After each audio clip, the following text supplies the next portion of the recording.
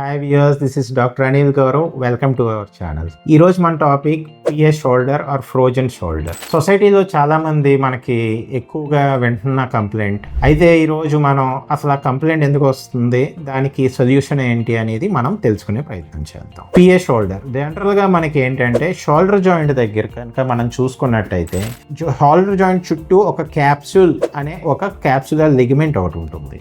దీనికి వెళ్ళే రక్త సరఫరా అనేది సరిగ్గా జరగకపోయినా మనకి ఏంటంటే అది ఎడిహేర్ అయిపోతుంది. ఎడిహేర్ అంటే ఒక డెడ్ టిష్యూ లాగా అయిపోతుంది అనమాట. ఈ డెడ్ టిష్యూ అయిపోయి మనకి ఏంటంటే షోల్డర్ రేంజ్ రిస్ట్రిక్ట్ అయిపోవడం, తర్వాత విపరీతమైన నొప్పి రావడం, ఆ సరౌండింగ్ మజిల్స్ ఏవైతే ఉన్నాయో అవన్నీ కూడా బాగా టైట్ అయిపోవడం అనేది జరుగుతుంది. So this is the frozen shoulder. దీనికి కాజెస్ ఏంటి అంటే మీకు డయాబెటీస్ ఎక్కువగా ఉండడం అండ్ బీపీ ఎక్కువగా ఉండడం, ఎక్కువ రోజుల నుంచి స్పాండిలోసిస్తో బాధపడడం, ఈ 3 కాజెస్ వల్ల ఈ యొక్క పిఏ షోల్డర్ అనేది మనం డెవలప్ చేసుకుంటున్నాం. సో ఈ పిఏ షోల్డర్ జనరల్గా ఏంటంటే మన క్లినిక్లో అడ్వాన్స్ ట్రీట్మెంట్స్ అవైలబుల్ ఉన్నాయండి.